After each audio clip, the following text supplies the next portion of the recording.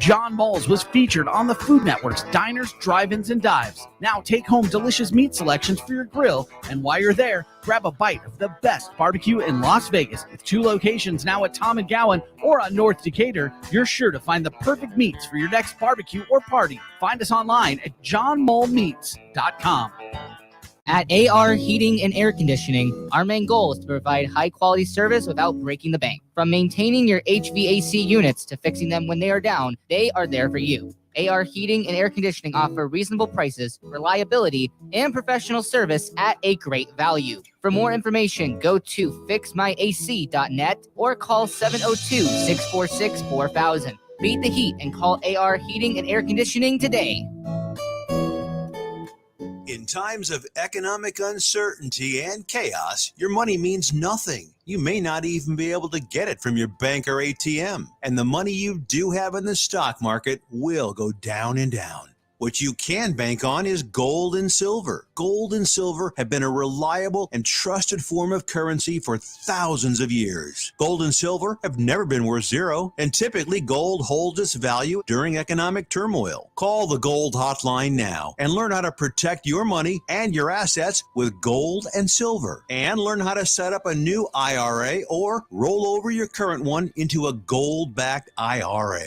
Protect your money from the next market crash with gold and silver. Call now for your free gold guide. 800-557-7921. 800-557-7921. 800-557-7921. That's 800-557-7921. Live from Las Vegas, this is the Wayne Coy Show. Hey, man, Friday showed up. Didn't even have an invitation, just was right there on the doorstep. So I said, come on in here. And guess what I found while I was digging around? I found this.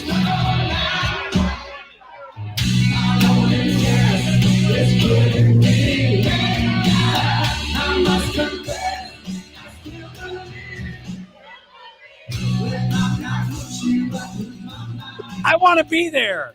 I missed my opportunity. Maybe it'll come up again. I don't know if I have a chance, but hopefully I will. Cian Coey, welcome to the program. Hello. That's, how are you? the fancy people call it the program.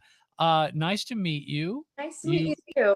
You know, I kind of met you yesterday and you didn't even know it because I was talking to your bandmate, Mickey Thomas. Yes. And he wouldn't stop raving about the singer in his band and how, you know, you were bringing all that energy and you've stepped it up and the band has to work hard to keep up with you. And that's very kind of him. He is awesome. That's really nice of him. That's nice to hear. Yeah. So what we just heard was you kind of doing your thing in a different environment. Yeah. Which is very cool. You do all the covers really well. Were you in Raiding the Rock Vault? I was, yes, from 2015, and I did a couple shows last year over the holidays.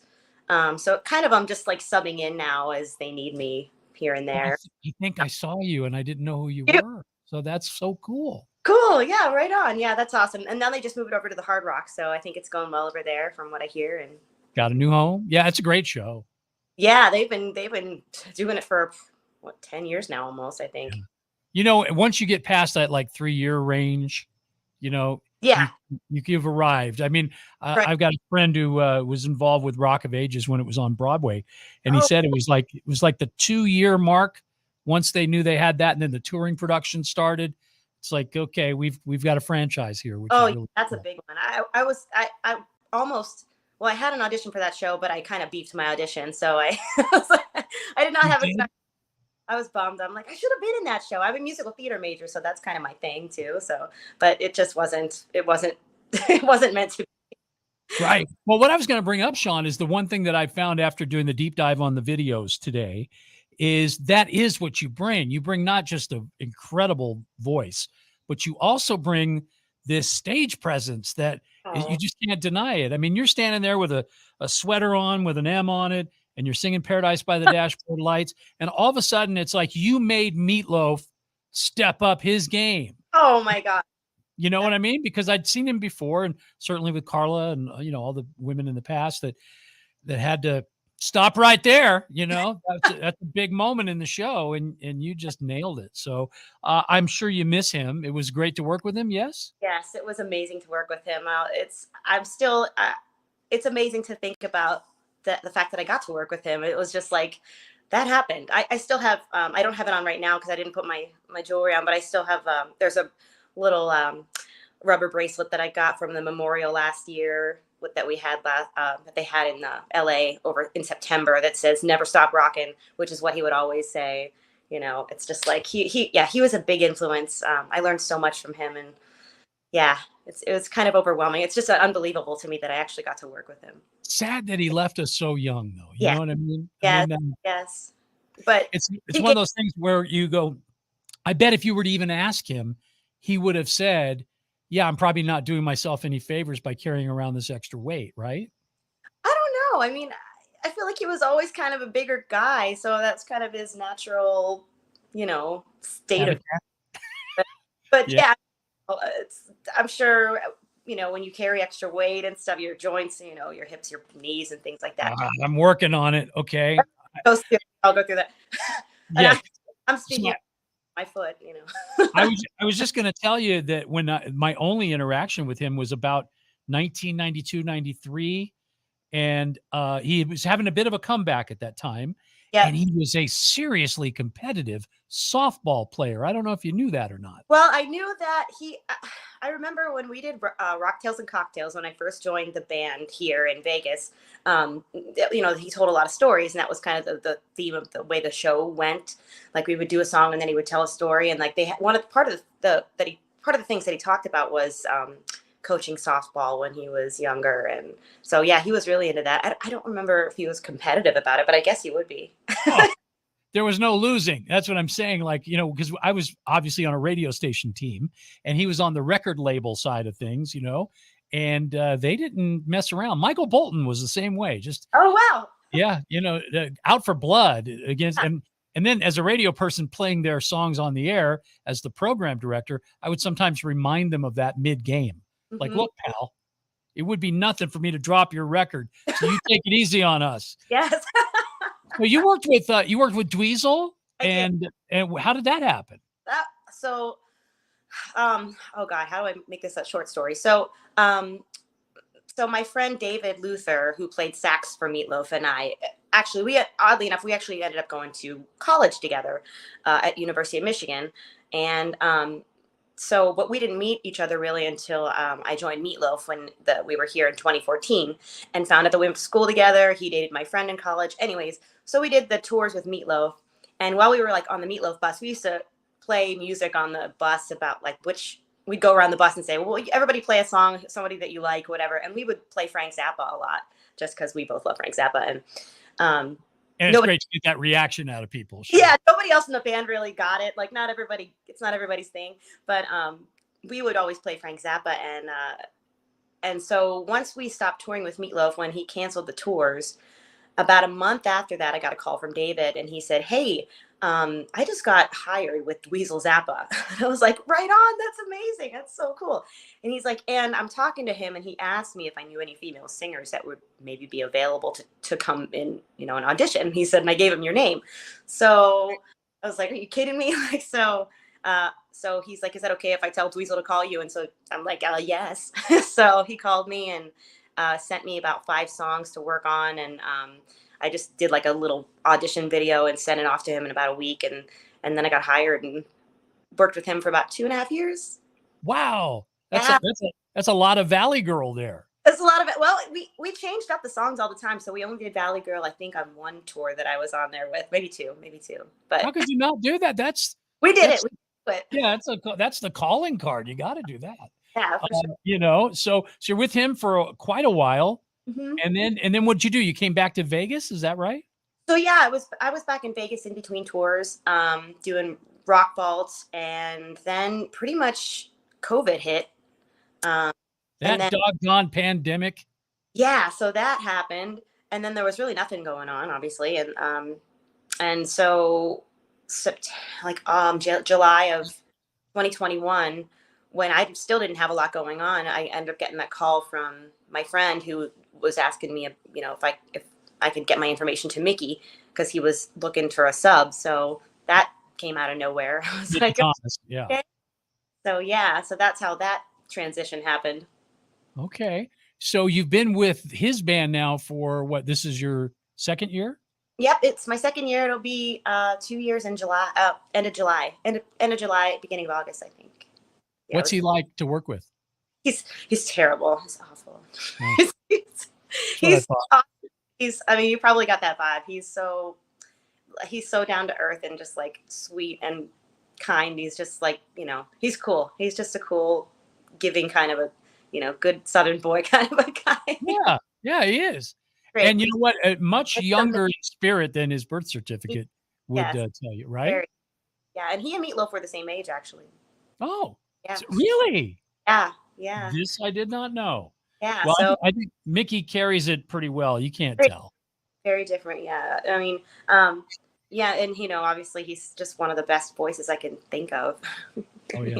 You know, I told him, and we're going to repeat the interview here in a minute, but I did say to him that he has one of those voices.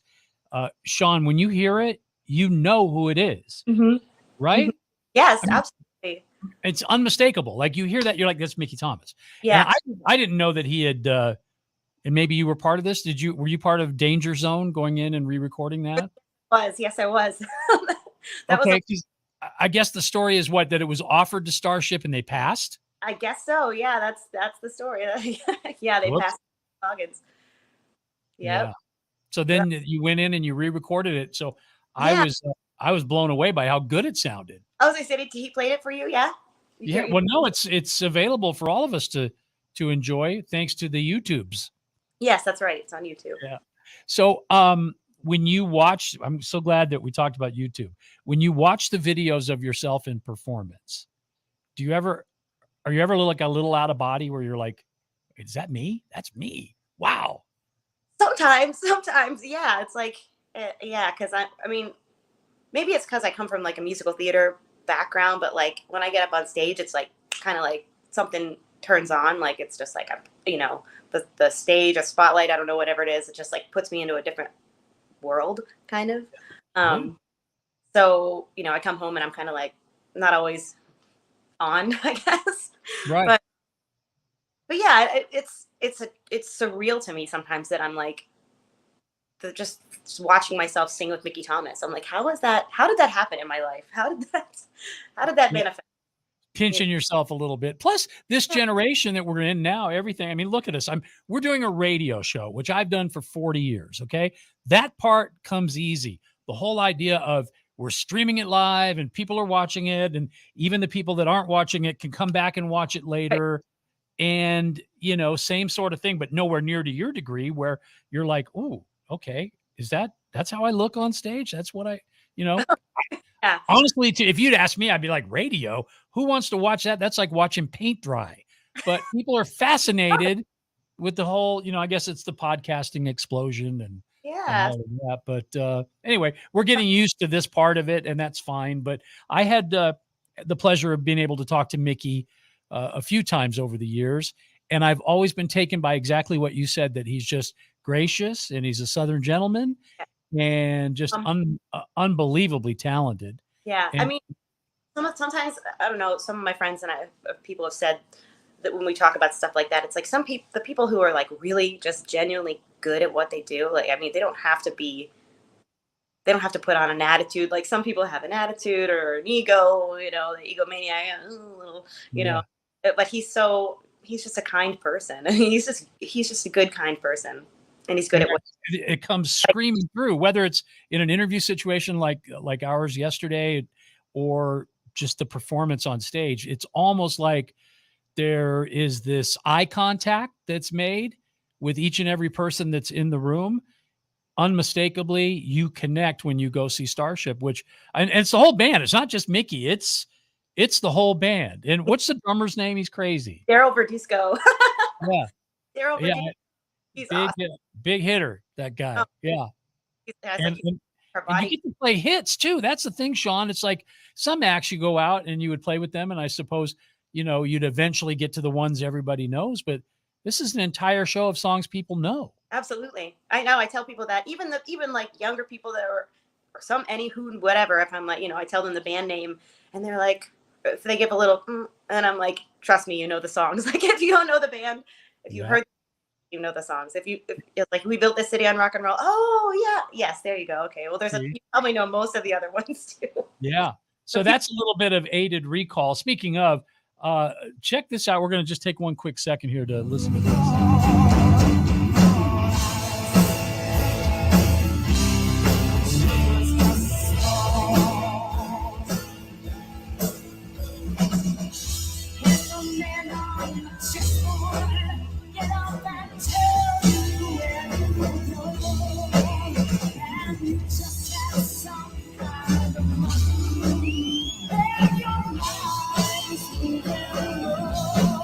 Wow. I like how mushrooms get the whistle. Did you catch that? I did. You sing some kind of mushroom and somebody goes, yeah, mushrooms. So let's just cut right to the chase here, which is that when you do this medley of airplane tunes, you're stepping into some pretty big shoes there. Right? Yeah. Were you a Grace Slick fan before? Oh yes, for sure. Yeah, I've sung White Rabbit since I first started singing in my dad's band back in Pittsburgh. My aunt used to sing it before me in the band in the 70s when they had their band in the 70s, and I just growing up listened to all of that music anyway. But definitely a fan. Definitely, yeah. That is also very surreal and. I can't even think about it that way because I'm not Grace Slick. And, I want to I go in and respect what she did and what she is about, but not try to be Grace Slick. You know what I mean? I'm not trying. And the difference between, let's say, Adam Lambert, who I saw Queen with Adam, and he comes straight up and says, look, I'm not Freddie Mercury. And I heard. Yeah, so you heard that? Okay. Someone told me that, yeah. Mm-hmm. But the thing is that Freddie's gone, okay? Grace isn't. So, it could easily happen where you're performing those songs on stage and the woman herself could be in the audience watching you. Does that ever cross your mind? Oh, God. I've never... I would be so nervous. I feel like I wouldn't even know what to do. I wouldn't want to know that she was out there probably. Yeah. So great. So tomorrow night at the Silverton, you're going to be going like this. Is she out there? Yeah. No, I just think that, like I said, big shoes, but at the same time, you sing the, what out of them. And so I think anybody that comes to the show, expect, not even knowing, okay, are they going to do any of the Jefferson Airplane songs? And then you do, and you, of course, do the things that she sang on with Starship as well. But it's those 60s tunes that you sort of think of Grace Slick, you immediately think of those songs, Somebody to Love, White Rabbit. And, you're standing there on stage and you're filling in that spot that we all expect if we're going to hear that song, and you do it so well. Did you study her to kind of get that, or did you No, I had seen her. I remember, some the Woodstock videos and things like that, and I've seen some documentaries about her in the past, but I didn't really, and I never saw a whole lot of her live performances or anything like that. I just kind of, I heard the song a zillion times, but yeah, I just kind of, I don't know, feel it. I felt like she was feeling, I guess, or this, the way that the song's delivered. I don't know. I didn't really do a character study or anything like that, just between Meat Loaf and Starship, you're singing some iconic songs, and they're very important. Without Carla DeVito, right, singing with Meat Loaf, we don't even have that dynamic, that back and forth that's in Paradise by the Dashboard Lights, and you brought it. Oh, thank you. Darn it, you're good. Well, here's the crazy part. So I did the interview with Mickey, and then I come in here to the station, and Justin, who works here as the program director, and he's a jack of all trades, master of all trades, and he goes, "Hey, do you know the name?" And he says to me, "Do I know Cian Coey?" And I'm like, wait a minute, why do I know that name? And it hit me. It was just because Mickey had gone on and on about how great you were. And when he said Coey, I said, no relation. Because, I'm Coy, Coy. So we're, we're close. You get rid of your E and we have the same last name. I think my name might have actually been changed from what my dad says. Is that right? Yeah. Mm-hmm. Well, tell cousin Dad I said hello. I will. And we've already got a little push pull because I know you're from Pittsburgh, which allows you the right to wave your terrible towel anytime you want to. I almost brought it out here. I know. But then I have to hop back into the room and get it.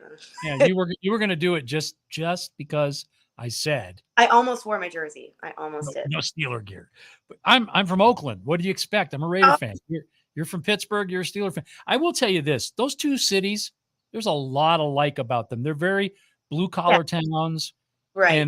And they owned, the AFC, the old AFL back in the day. I mean, every year you could expect Raiders Steelers at the end of the year in the playoffs. Yeah. At least you're not Baltimore and you're not Dallas. So, it's okay then, right? Okay. It's okay. Yeah. And you beat us more than we beat you. So you got that too. Well, and I'm not a Raiders fan. I'm the Raiders fan if the Steelers aren't playing. That'll be my second team. Well, there you go. That's kind of nice. It's charity, but that's okay. So do you call Vegas home? Is this your home as an adult? Yes, it's my home as an adult. I call it my second home just because my hometown, I bleed black and gold. I'm always, I'll always be a Pittsburgh girl, but yeah, Vegas is my home. It's been my home since 2004. Right. So you know all the little secrets, all the hacks, and when you come back to town, because if you're on the road for a spell, like you will be with Mickey, he was explaining you guys go out on the weekends, you come back home and you go out. You're like weekend warriors, he said. Yeah, weekend warriors for sure. Yeah. When you come back though, is it like hard to keep the people? I mean, do you get to be normal at all? Yes, I do. And it's weird because I get so used to living out of my suitcase sometimes. And I've traveled so much over, the course of my life since I graduated college. I mean, I've got so used to living on the road that sometimes living on the road, it's harder for me to adjust coming home to relax. That's weirder sometimes than the hustle of traveling, I guess, to me personally. So it takes me to readjust and settle down and kind of be like, I don't have to go anywhere. My body doesn't know. My brain don't know how to adjust to that sometimes. It takes waking up in the middle of the night going, lobby call, what time? Oh, I'm home. People they'll see me online at 5 a.m, and I'm like, or I'll be online at 2 a.m, and 5 a.m, and then 9 a.m. I'm just up and down because my schedule's just all over the place. It's hard to find a steady sleep schedule for sure, but I kind of like it. I mean, I'm used to it. I'm a gypsy, I guess. What's the goal, the big goal? Your big, what do they call it? Your BHG, your big hairy goal. What is it? Well, I want to keep doing what I'm doing. I love performing in bands. Hopefully this will last a long time. But eventually in the future, I'd like to write my own music and,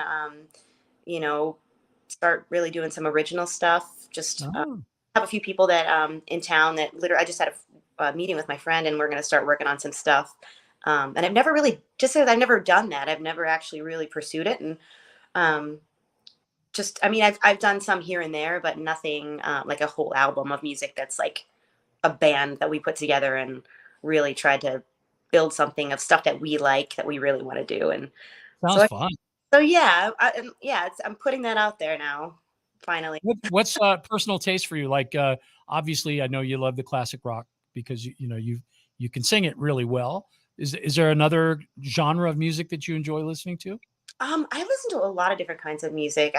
I've listened to styles from the 20s up until now, really, and Broadway show tunes and even country now, but older country, mostly older country, but even some of the newer country. Took me a while to get into country, but I love all different kinds of music. I think it's just because of maybe growing up doing theater and that kind of stuff, and then also my dad singing in a rock band, so I have the love for both. So jazz is also in there. But yeah, anything that's the stuff that like really that is interesting and heartfelt and has a lot of power. That's the stuff that I love to sing at least too. Sounds like you had a really musical family too. So that was all around you growing up, right? Yeah, my dad, my uncle, and my aunt were all in a band in Pittsburgh in the 70s. And so right when I was born is kind of when my dad stopped playing music, but my aunt and uncle still played, and my grandma was the agent. Really? Yeah, and they're actually Oh, that's cool. I met a guy in Vegas who knew them, and he was from Pittsburgh, and he's like, "Oh my gosh, I know who you are." He's like, "Are you Ken Coey's niece or daughter?" And I said, "No, that's my uncle." He's like, "Oh my gosh, that band, you're Harambe back in Pittsburgh. I tried to get them to come out to Vegas years ago." I was like, "What? You know my dad's band?" He's like, "Yes." That's cool. And grandma was the agent. My grandma was the agent, and my mom is very creative too. But she was she did accounting and bookkeeping as a job, but she also would like make all my dance costumes, and she sewed, and she used to draw and paint, and she's very creative as well. So yeah, All in the family. I love it. Artistic family, yes. The band was called Harambe, like the gorilla. Harambe. Well, they spelled it straight. They changed the spelling to Harombee, and it just means like let's come together. Oh, maybe that's what the gorilla's name meant. The whole time I didn't know. I didn't know that either. I looked that up as well. Secret meaning. Who knew? Mm-hmm. Well, enjoy your one and only night off here, and then you're right at it tomorrow night, I guess, right? Yep, tomorrow. Silverton, which I love because you got Bass Pro Shop right next door. So that's what I want to. Yeah, you want to, get some supplies. It's right there. You might as well. And what a show it's going to be. I know tickets are available at silvertoncasino.com. So get those. You get to go see one of your own. Cian, you're a delight. And how can people keep up with you if they want to on social media or online? Yes, I'm on Facebook. I have Cian Coey music page on Facebook, and just Cian Coey on Instagram. And there's the spelling. Yeah, it does take a second because you don't see that one very often. CIAN. Well, to figure that one out, but yes. So, and I'm on Twitter too, but generally I'm on Instagram and Facebook the most. You know who named you was whoever changed the name of your dad's band. That's what I was just thinking when I was talking about that. I'm like, they keep changing spelling. Flip it around a little bit. Why does it have to be that? Yeah. Sure.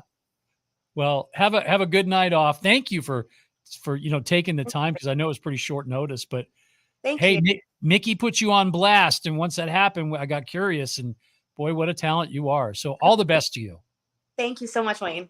Okay. All right. There she goes. Cian Coey. Yeah. You better pay attention to her. That's a rising star right there. You're going to be hearing a lot more of her, and you see a whole lot more of her tomorrow night. That's a good thing. So get over to the Silverton. Check out Starship Live. Speaking of, Mickey Thomas spent time with us yesterday. If you missed that interview, it was a goodie, and we'll get to it. A chance to hear it all over again coming up next. Hi there, this is Kirby Schofield, Schofield Realty here in Las Vegas. Real estate is always changing. Be it a buyer's market, a seller's market, at Schofield Realty, it's your market. Buying or selling, we have the team and the tools to work the market so it works for you. We are excited that we're on the Wayne Coy Show. Our results blessed us with the Zillow Flex partnership roughly about 2 years ago due to our consistent conversion and customer service scores. With conversion, that means we can close, and with our customer service scores, you're going to get the best service possible. We're always looking for agents led by mentorship, resources, and experience. We are your guide. Find us, kirby4u.com. That's KIRBY, the number 4, the letter U.com. Kirby4u.com, or call 702-766-9538. Again, 702-766-9538. Shopping is always easy with the Radio Shopping Show. Whether it's shopping during any one of our live shows right here on AM 1400 or listening live on the KSHP app, you can always call in at 702-221-7283 to pick up great deals with your favorite host. Or shop 24/7 at kshp.com. Go to kshp.com and select Shopper's Guide to browse hundreds of businesses featured on the show. Place your order online and we'll have it shipped right to your front door. With so many possibilities, it's hard not to shop. Hey, listen to this. Share Life Vacations has a special treat for you. It's a free 3-day, 2-night getaway to either magical Orlando or exciting Las Vegas. It's your choice. Absolutely no strings attached. Share Life will also include a second vacation to your choice of over 30 additional popular resort destinations. Now, we can't give everyone a fantastic prize package like this, so to make it fair, we're going to ask you a trivia question. You get it right, you'll win it all. Are you ready? Okay, here we go. This movie is about a British Secret Service agent who is frozen in time in the 1960s. Was that movie Austin Powers' International Man of Mystery? Press 1. Diamonds Are Forever? Press 2. Lethal Weapon? Press 3. Got it? Well, then call 855-301-8586. 855-301-8586. That's 855-301-8586. Do you love watching television? If you're on a fixed budget, you need to make this free call right now to Dish and find out how you can get a fixed monthly price to watch all the television you want for 3 full years. In addition to a 3-year price guarantee, you can also get free monthly movie rentals. They give you 1 free movie rental every month. That's a $165 value, yours free. Plus, get free in-home tech visits, no-cost equipment replacements, a free voice remote, and you can watch commercial-free TV. Even access all your favorite apps to stream like Netflix, Amazon Prime, YouTube, and more. Now is the perfect time to call Dish. Take advantage of the 3-year price guarantee. Save yourself some money, and all your equipment is free. Call right now. 800-586-4206. 800-586-4206. 800-586-4206. That's 800-586-4206. Paid for by Now NPS. back to the Wayne Coy Show.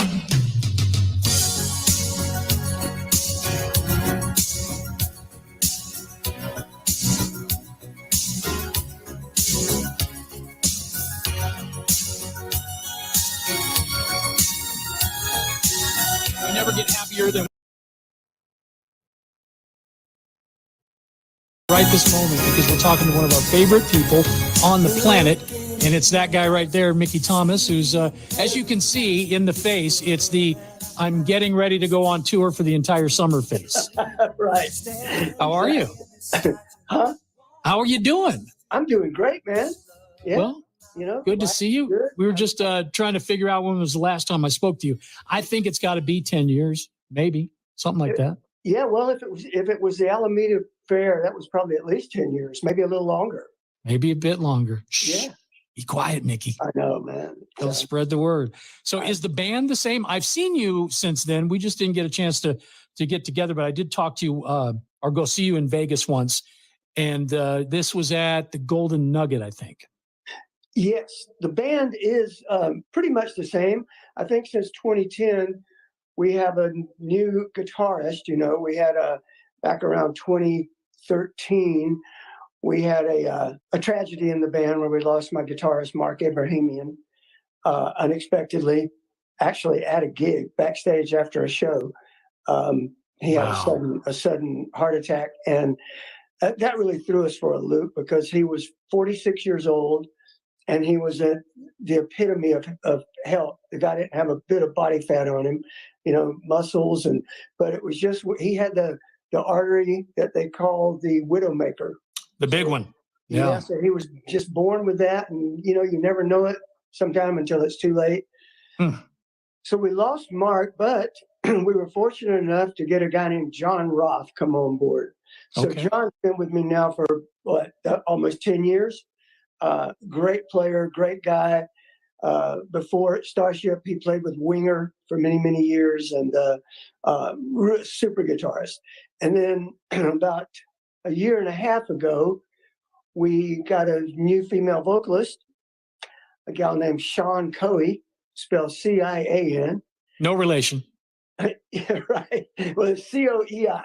Yeah. It's her last name. And and she's just amazing. She's a real dynamo. And when she came into the band, it just it kicked the whole band up a notch. Everybody had to elevate their game to keep up with Cian. So yeah. But other than that, I still have Daryl Verdusco on the drums, Phil Bennett on the keyboards, Jeff Adams on the bass guitar, who have all been with me for 25 years plus. Forever, yeah. Yeah. Daryl is maybe one of the heaviest drummers I've ever heard. I don't know how the kit survives after a night with him. He hits them pretty hard. He does, yeah. Obviously the way the stage is set up, I stand right in front of the drum kit. So I have to blame Daryl for the tinnitus that I have now. Are you dealing with that? That's no fun. I know we talked to Neil Sean. He's got it pretty bad as well. It's all those years, right? Yeah, I think that probably most of the guys you talk to in rock and roll, if they've been doing it long enough, have some degree of tinnitus. And, you just kind of have to learn to live with it. Now, do you use in-ears or are you still a wedge guy? I'm still a wedge guy. Yeah. Old habits. Old habits. And I just don't really like the feeling of the buds in my ear. It just physically, it just kind of bugs me. And I also like to be able to hear the ambience of everything that's going on around me, to hear what things sound like as they're coming out of the amplifiers. And I like to hear the audience and, all of those elements. So you like to hear the manager saying, tell him to turn it down. Yeah. That guy. No. And when all hell is breaking loose on stage, sound wise, feedback or whatever might be going on, and all the band have it perfectly mixed in their ears, so they have no idea. Wait. Yeah. Yeah. Don't you hear that? No. Sure. Man, I'm cool. Everything sounds good. I've seen it before. I forget who we were seeing. It was I think Foreigner. I'm pretty sure. Yeah. And they were playing, but there was no music in the house at all. And the guys didn't know. They just kept doing their thing. I mean, you could hear some stage volume, but that's it. Yeah. It's weird. So I like to be aware of everything that's going on around me. I hear you. Kind of like you are right now. Yeah. Yeah, hey, sort of. Not that there's a lot going on right now. I'm here at home. It's kind of a quiet This afternoon. Is the calm before the storm, Mickey. That's what that is. We're heading over to Vegas tomorrow. Yep. And for the show on Saturday, and really looking forward to it. Always fun playing in Vegas. I don't really do any gambling or anything, but I like to go to Vegas for shows and shopping and the food and all that stuff, so. Well, the nice thing about the Silverton is you've got the Bass Pro Shop right next door. Yeah. So if you want to get some fishing tackle or whatever, some new clothes, you can do that. Go there and look for a bass boat or something. Yeah. The last show I saw there was your buddy Corey and Pablo Cruz. They were same room that you're playing, and they were fantastic. Yeah, Corey, great band. Yeah, yes. We go back a long way. Hey, you're one of the only people that I've ever met that actually got to see the Beatles in concert. Can you tell me what that was like? Well, that was complete chaos and pandemonium. It was just like all of the old black and white newsreel footage that you see from those early Beatles shows. Girls screaming. You can't really hear the music. It's just total pandemonium. And it inspired me to want to do that. Sure.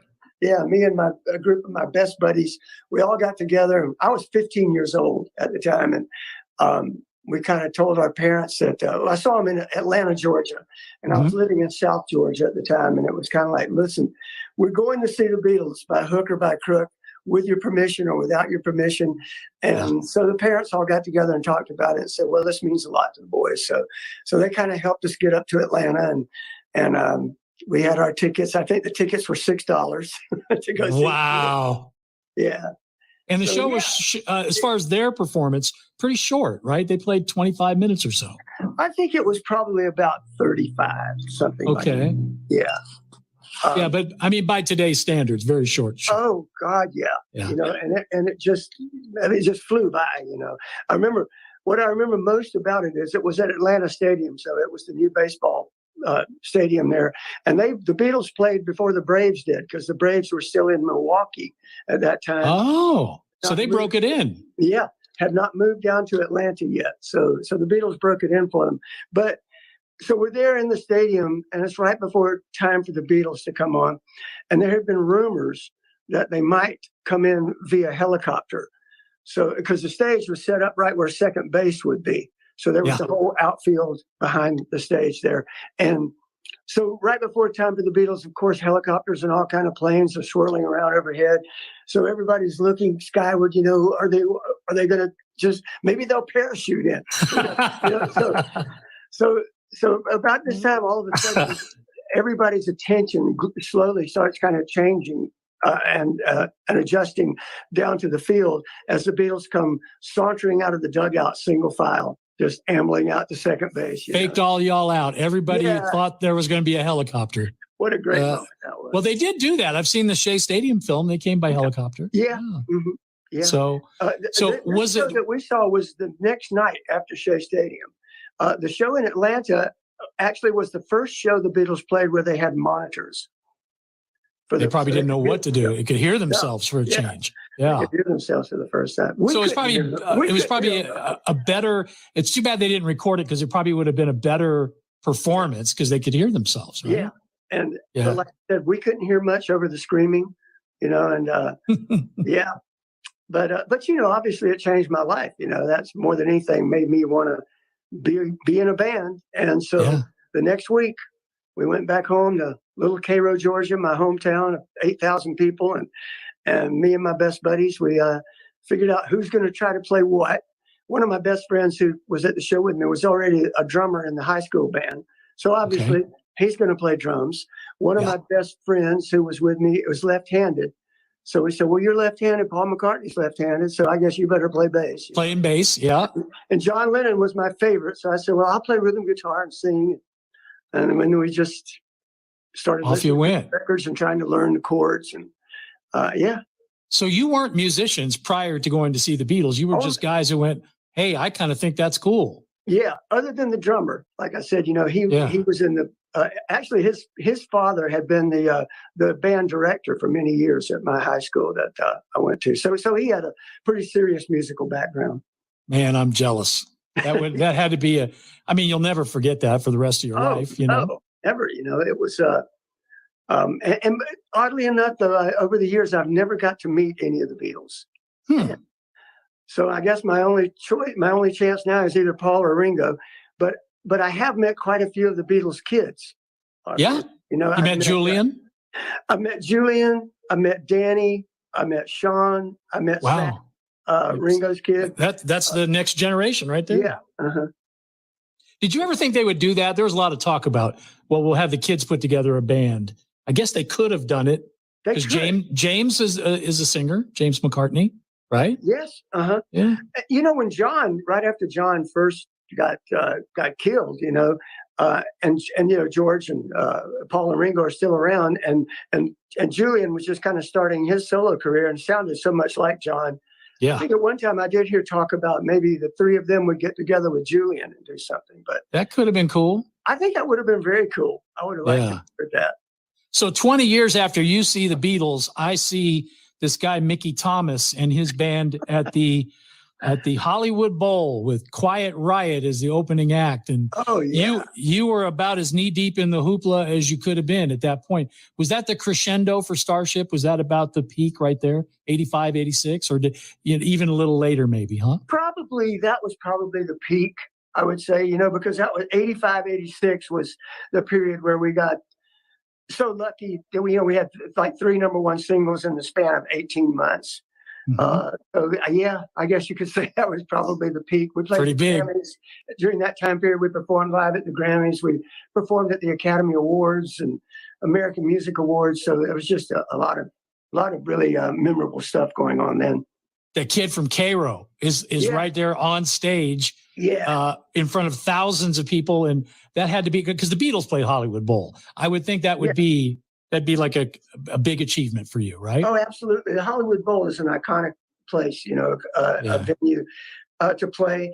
And so many people, I just recently saw Willie Nelson's 90th birthday party they had there at the Hollywood Bowl. Oh, okay. How was that? Wow. The list of everybody who was there is just like, I can't even remember all the people. I know Sheryl Crow was there, right? She sang with them? Everybody was there, either performing or just introducing people or coming out and just telling stories about Willie or whatever, He's very very much loved in this. Oh yeah, and who? I mean, at his age, I guess we could all be so lucky to live that long. When when you started with Elvin Bishop, Mickey, you weren't even the lead singer, correct? You were one of the background vocalists. Yeah, well, I kind of I shared some of the lead vocals with Elvin, but I came on as just kind of a vocalist all around. Like Elvin and I would do duets.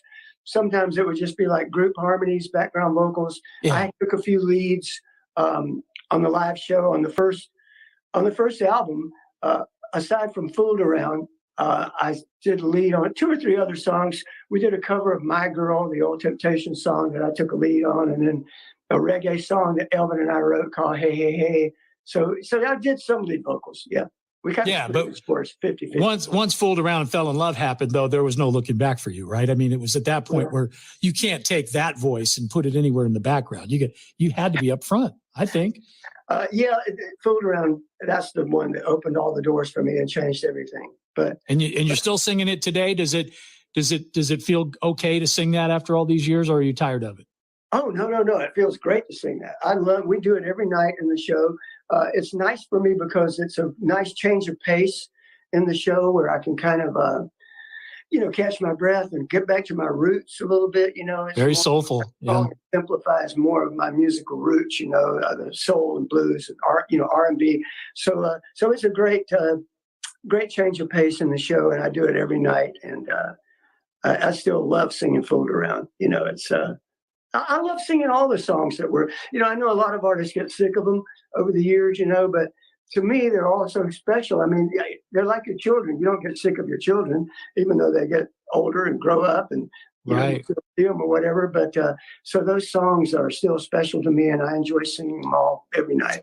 Do you ever stop and think, I could never take this out of the act because this could be somebody's engagement song? This could be the song that got played when they had their first baby. This could be what played at their graduation or their high school dance, or, you're part of their lives, whether you like it or not, right? I get that all the time, especially with "Nothing's Gonna Stop Us Now" and "Fooled Around and Fell in Love." As far as people remember the first time they heard those songs, if they were in the back seat, making out, or like you said, this was our wedding song, or this was our song, and I get that a lot, especially with those two. I just quit calling me Jane. And I'm like, I'm sorry. Can't help it. It's in my head. You had to share a stage, I guess you got to share a stage with Grace Slick for a bunch of years. Yeah. Do you still, are you in contact at all? Do you speak? Occasionally. I don't speak to her as much as I'd like to. She's sort of reclusive these days. I guess more than sort of. She's pretty much is. She lives in Malibu, and she spends all of her time these days painting. She's developed into quite an accomplished artist. And so that's what she devotes most of her time to, and doesn't get out much. But I try to talk to her as much as I can, because whenever we do, I always have a great time, chatting with Grace and reminiscing and, going over talking about all the great times we had together and the great things we accomplished together. She's an interesting woman. I mean, as much as I know about her, I did request an interview a time or two. And, Bill Thompson, said to me, he goes, "Look, Grace will speak when she wants to speak and not until." I was like, okay, I got it. Yeah. So that's kind of how that works. She's a strong-willed woman. Yeah, but I just love that she's doing what makes her happy, and that's a cool thing. And you're doing what makes you happy. How many shows a year is just right for you? Just right, I would say, is probably somewhere between 65 to 75. Wow. Okay. So you like this? You like being on the road? You like singing for your supper still? I do. Sometimes, almost all of our shows are fly dates, so air travel gets to be kind of a pain in the neck, these days. It doesn't get any better. Could be a bus. It could be a bus, Mickey. Well, I was never a big fan of the bus either. No, those are horrible. And the way we play these days, sometimes a bus is not that practical, because we're sort of more like weekend warriors, where we go out and do 2 or 3 shows and come home for 3 or 4 days and go out and do 2 or 3 shows and come back home. So it's a lot of back and forth.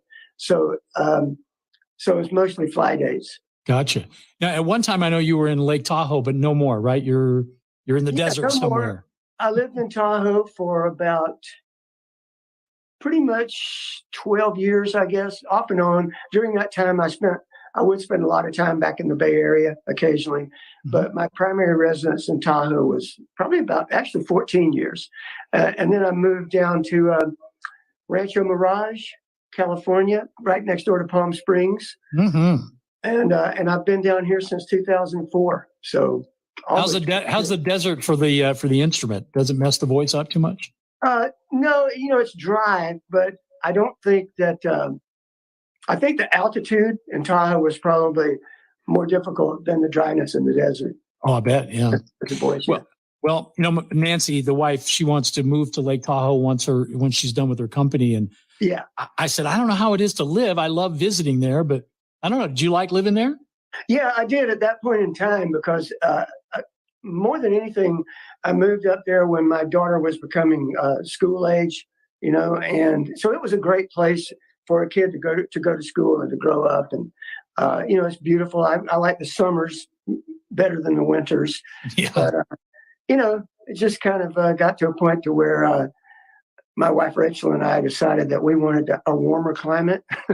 You got it. So we went from one extreme to the other. So. Yes, you did. So now when you are on the road, how do your spare time, if you have some, I know you do sound checks and things like that, but I mean, do you get out? Do you get to sort of experience the markets that you're playing? I try to, especially if it's a city that may have a lot of history. And so if I have time, I try to do that. Usually it's like the airport, the rental car, the hotel, the gig, airport. But I try to. I'm a foodie. I love good food and good wine. So whenever I can, I always try to do some research and find out what is maybe the best restaurant in the area. Yeah. Hopefully it'll be open late enough so that I can go have a nice meal. That's just it. They got to be open till 11 or midnight or even later than that, right? Do you get enough sleep when you're traveling? Not always. I try to, and that is the biggest factor for me. That's the most the thing that is the greatest toll on my voice is if I don't get enough sleep. That's tough. But you got to roll with the punches when you're on the road, right? Sure. So how long is the show, and what are I guess all the hits, right? I'm asking you which song. I mean, is there ever a point where somebody walks out there going, "Well, he didn't play that"? I don't think so. Occasionally, we can't get them all. I mean, we play all of the huge hits, but sometimes people will say, "Oh, you didn't play No Way Out tonight," and disappointing. So, but we try to get them all in. Jane, Find Your Way Back, Sarah, Nothing's Gonna Stop Us.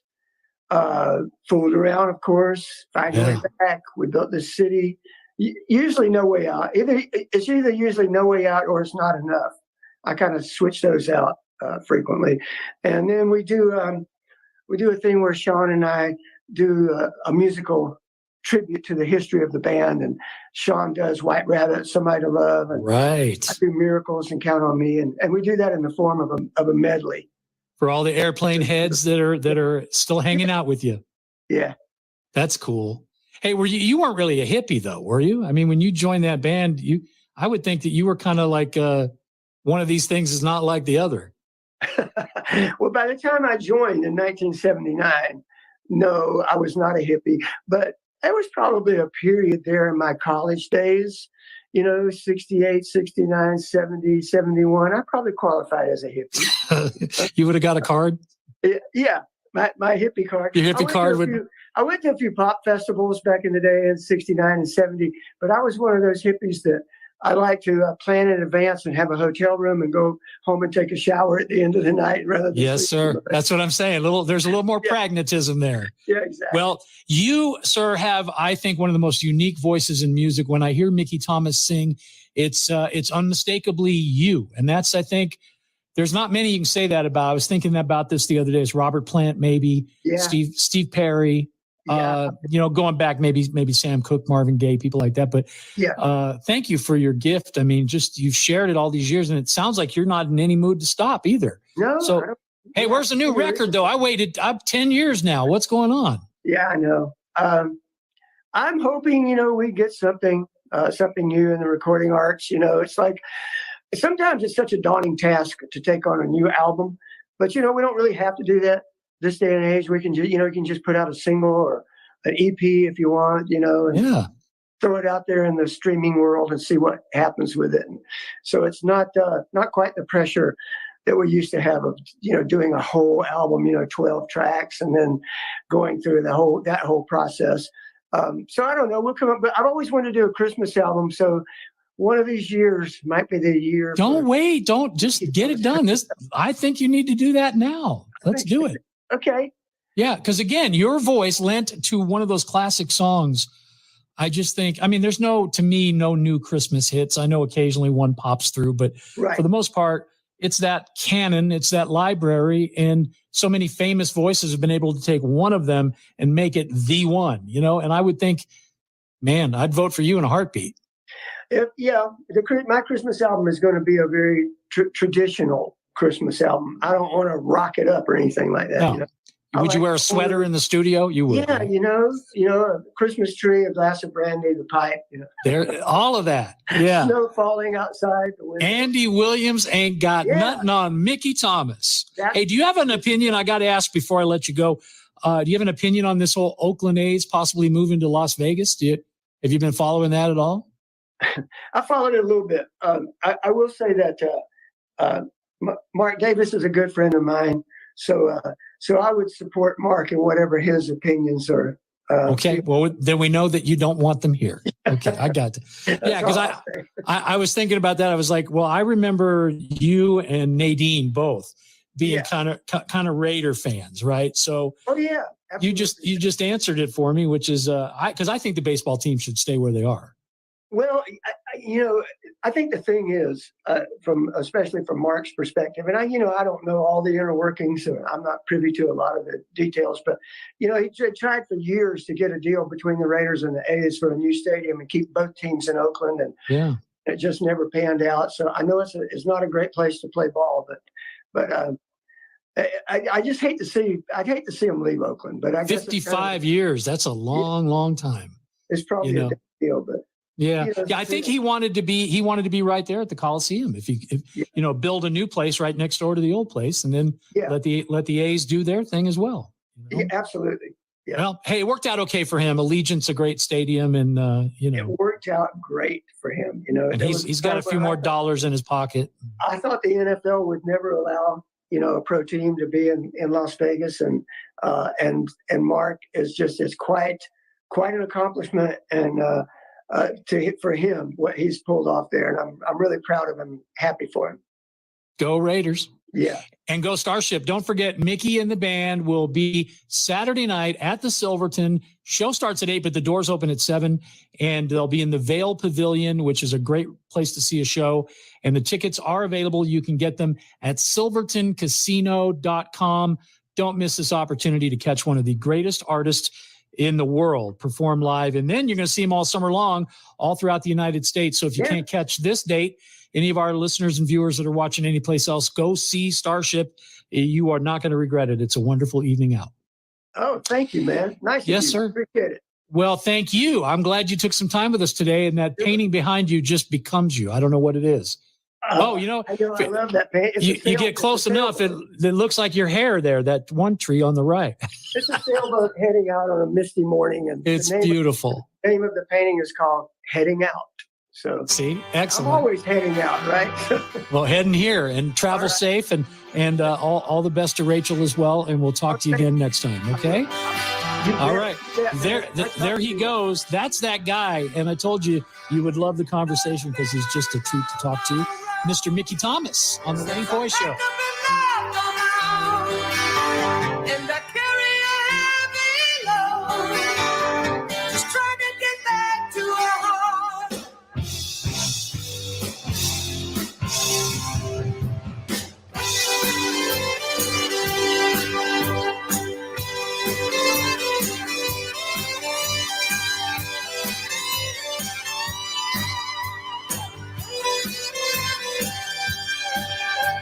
Sure,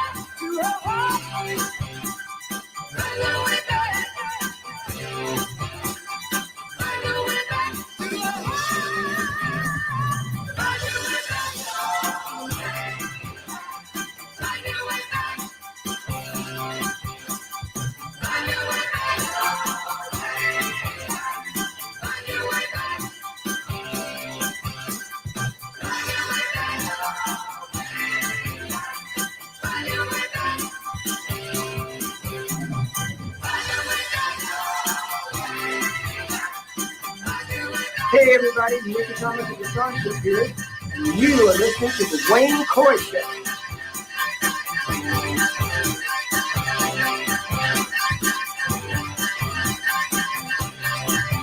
The Wayne Coy Show. Hi there, this is Kirby Scofa of Scofa Realty here in Las Vegas. Real estate is always changing. Be it a buyer's market, a seller's market, at Scofa Realty, it's your market. Buying or selling, we have the team and the tools to work the market so it works for you. We are excited that we're on the Wayne Coy Show. Our results blessed us with the Zillow Flex partnership roughly about 2 years ago due to our consistent conversion and customer service scores. With conversion, that means we can close, and with our customer service scores, you know you're going to get the best service possible. We're always looking for agents led by mentorship, resources, and experience. We are your guide. Find us. Kirby4U.com.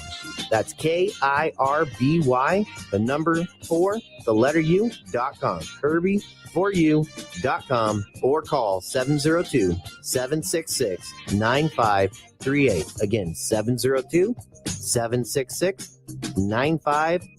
Packages start at $29.99 a month with signed agreement. Restrictions apply. Speak to a representative for complete offer details. See Vivint.com for license details. Terms and conditions apply. Homeowners, if you're looking for the best in home security and smart home technology at a price you can actually afford, we have great news. Now you can get Vivint's award-winning home security systems starting at about $1 a day. U.S. News and World Report has recognized Vivint as the best professionally installed home security system of 2022. And right now, you can get Vivint's home security technology for about $1 a day. Plus, get free professional installation from a licensed technician. Protect your home and loved ones for as low as $1 a day. Call right now for your free home security consultation. 800-557-8036. 800-557-8036. 800-557-8036. That's 800-557-8036. My name is Michael Stefanski, and I am the owner and founder of Sin City Custom Suits, custom clothing concierge. I help gentlemen get into clothes that fit them like they're supposed to, that they pick out themselves, and we craft together. 600 different suit fabrics to pick from, about 40 measurements to make sure the suit's going to fit you right. Then we decide, do you want 2 buttons on the front, 3 buttons on the front, how many on the sleeve? Do you want like a custom photo lining for the inside of your jacket? Any number of different things that you can think of. This is all about what do you want? And when you ask guys, what do you want? They don't know because they've never been given the option before. Because I help men look as absolute best as they can. It's transforming people's lives. If you've never had a suit that fits you right, you have no idea how much confidence it gives you. That's the important part. 702-767-2478. Instagram at Custom Suit Guy, SinCityCustomSuits.com. Are you worried about your taxes? Okay, so I'm talking to those of you out there that have not filed in a few years with the IRS or state. It's time to get worried, and here's why. The IRS is getting back from their own COVID lockdown, and they're hiring more enforcers, and they're going to come after people that owe taxes. So if you're a 1099 worker, and maybe you just plain forgot to file your taxes, you need to call the professionals right now at the Tax Helpline. They are experts at knowing the tax regulations, and their goal is to help you pay as little as possible. Call right now and get a 100% free tax evaluation. Remember, before the IRS knocks on your door, knock on our door. If you owe $10,000 or more in back taxes, make this free call right now. Call Texas 321 now at 800-203-3517. 800-203-3517. That's 800-203-3517. Do you use the expensive blue or yellow pills to charge your sex life? Are you thinking about it? What if we can promise you the same results for less than $3 a pill? If you're paying $20 a pill for the other pills, you're getting taken to the cleaners. Our pills deliver the exact same results for less than $3.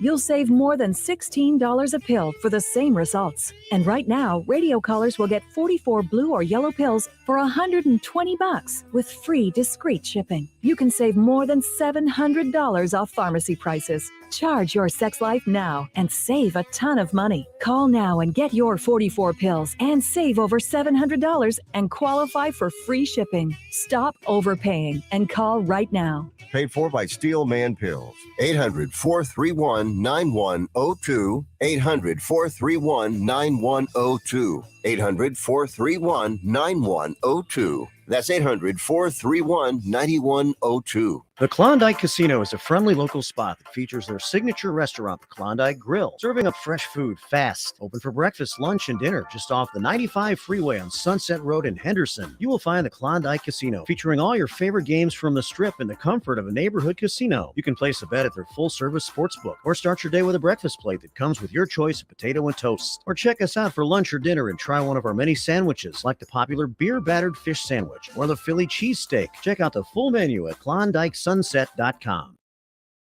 Hey, listen to this. Share Life Vacations has a special treat for you. It's a free 3-day, 2-night getaway to either magical Orlando or exciting Las Vegas. It's your choice. Absolutely no strings attached. Share Life will also include a second vacation to your choice of over 30 additional popular resort destinations. Now, we can't give everyone a fantastic prize package like this, so to make it fair, we're going to ask you a trivia question. You get it right, you'll win it all. Are you ready? Okay, here we go.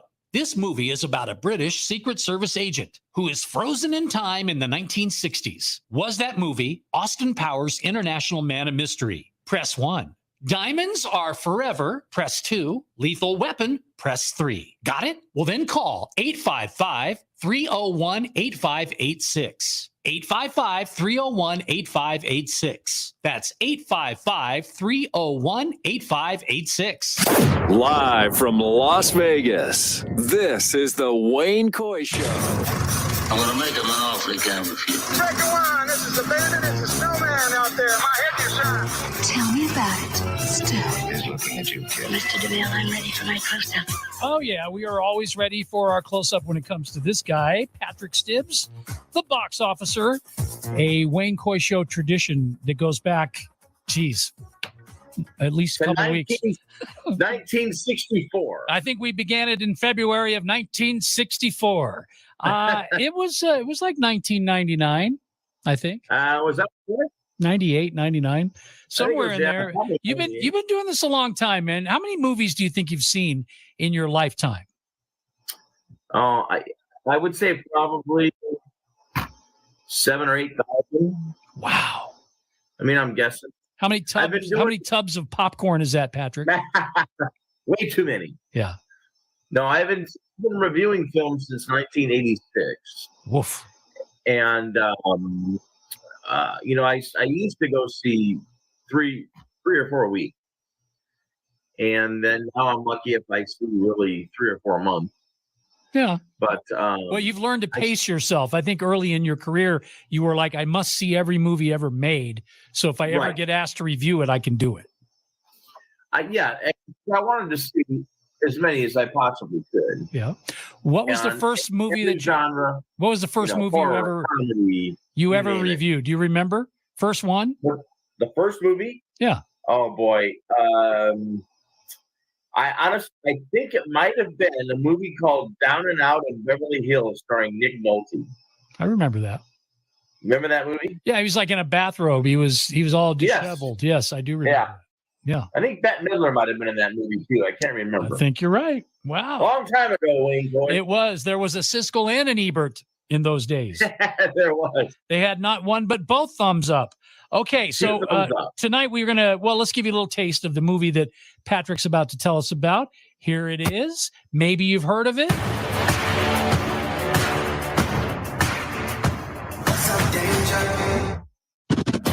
My name is Miles Morales. I'm Brooklyn's one and only Spider-Man. And things are going great. Oh, yeah. You were supposed to be here at 5. All right, whatever. Whatever? Wow. Whatever? So are you like a cow or a Dalmatian? I am the Spot. It's not funny. Don't do that. Well, there you go. It's the animated Spider-Man this time around, and it's called Spider-Man Across the Spider-Verse. Yes? That is correct.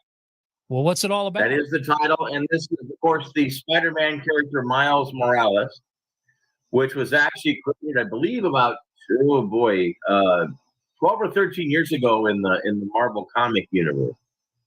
And I believe this is the second film in the Spider-Verse saga.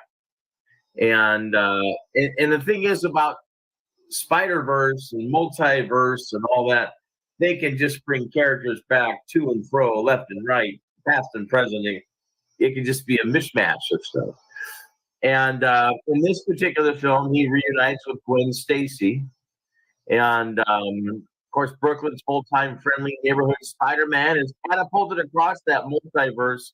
And then he encounters a whole team of spider people that are charged with protecting its very existence. But then, of course, as these things do, Wayne, the heroes clash on how to handle a new threat. So Miles finds himself pitted against the other spiders, and he's got to redefine what it means to be a hero so he can save the people that he loves most. You know, the thing about this film is it's so well done that you almost forget that it's an animated film. Yeah. It's that good. I loved that last one. I thought it was brilliant. I thought it was maybe the best Spider-Man yet. Yeah, it really was. And there are fans of the film, the first film, that don't really care for animated films, but they just loved this movie because of how well or how great the story was. Yeah, it is a great storyline. Yeah. Oh, it really is. Peter Parker, no mention of in this, right? He doesn't exist. Yep. No, Peter Parker doesn't exist in this one. Okay. So yeah, I mean it's gonna do gangbusters at the box office. You know, we've really had some hit films here in the last few weeks. We've kicked off the summer very nicely with Guardians of the Galaxy 3 and Fast 10, and even before that, you know, with the Super Mario Brothers film, which is still kicking butt. Yeah. And now we've got the Spider-Man movie coming out this week, and we're really off to a great movie-going summer. And isn't that what summer is all about when it comes to things you remember about your summers of old? It's like, oh yeah, that was the year I went and saw Grease, or that was the year that Star Wars came out, or whatever. Yes. I mean, you do tend to associate your summer memories with what was going on at the theater. Right. But enough about the back row. They say that the first big popcorn or tentpole movie was actually Jaws. Yeah. Because Jaws was the movie that started the whole summer blockbuster thing. And that was, my gosh, what, 1976 or something like that? I mean, yeah, 77, I think. 77? 75. I think Jaws was 76. 74. Star Wars was 77. I'll give you a 72 and I'll raise you 2 to 74. There you go. Welcome. It was a long time ago. That's what I remember. And I do remember that it was a big deal. Like everybody was talking about it, you know? And, yeah. And that's, it really was. There was no social media back then. So it was all word of mouth. And, you know, speaking of that, I read an interesting trivia question.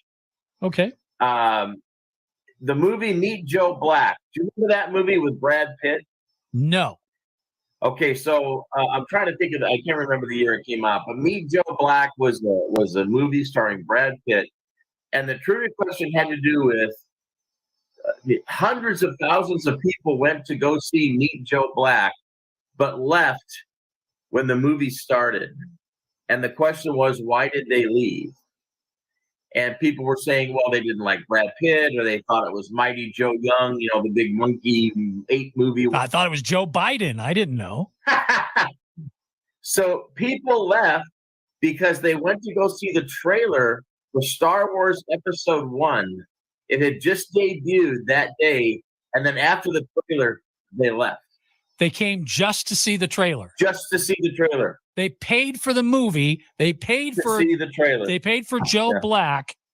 Exactly. Went into the movies, got their popcorn, sat down, watched the trailer, and left. Yeah. Wow. And again, before social media, all the excitement came out. You know, the Star Wars fandom found out that the trailer was going to debut at the Meet Joe Black film, and they went out in droves. Okay. That's... I thought that was a fascinating question. You know, I'm hosting trivia now, Patrick. I'm doing that every week. And Are you really? I do it on Tuesday nights, so that when you're listening to the show, it's been pre-recorded. We'll go ahead and tell you how the sausage is made, because I've got to be there to do that. So we do it through the magic of well, and then, you know, now that I've admitted that, something big's going to happen on a Tuesday night, and nobody's going to know it because I'm over hosting trivia. But I was going to tell you that's the kind of question I don't know that even the best of the trivia players would get that. I don't think. I mean, I was perplexed, and I'll dig up the exact information about it and the year, and I'll send it to you, and then you can ask it as a trivia question. Oh, you mean on Tuesday nights at Slater's 50/50 starting at 7:00 on Lake Mead? I'm sorry, where was that again? Oh, Lake Mead Parkway. You're talking about Slater's 50/50 at 7:00 at night for trivia night. Is that what you meant? That's exactly what I meant, sir. Okay, absolutely. They didn't pay for that, but they got it. No, heck no. Hey, later in the show, just a little program reminder here. The Wayne Coy Show. Hey there, it's Wayne Coy. If you're a real estate investor or you're looking to buy an investment property, well, you need to contact Michael Goyeneche at Option Funding. Their well-trained staff can assist you through the financing process and get you the funds that you need. They've got the programs to suit all investors. Now, that includes standard commercial financing, no-income DSCR loans, and hard money, too. You can refinance any existing properties for cash out. Or if you're looking to purchase an investment property, they can get it done for you as well. With rental income on the rise, this is a good time to invest in a rental property.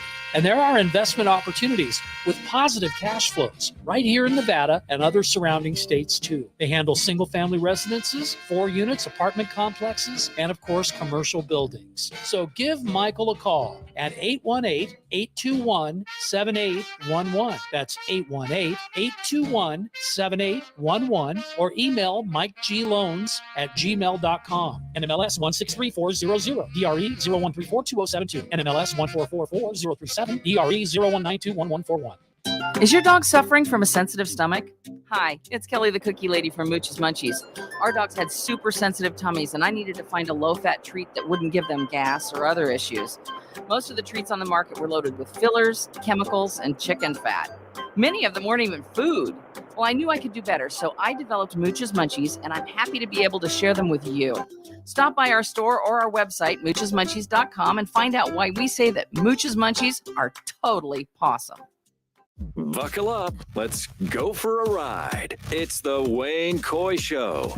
Yeah, we're excited because Hockey Fever has us in its grips. And can you blame us? It's the Stanley Cup Finals, for crying out loud. You know, there's a guy that I know.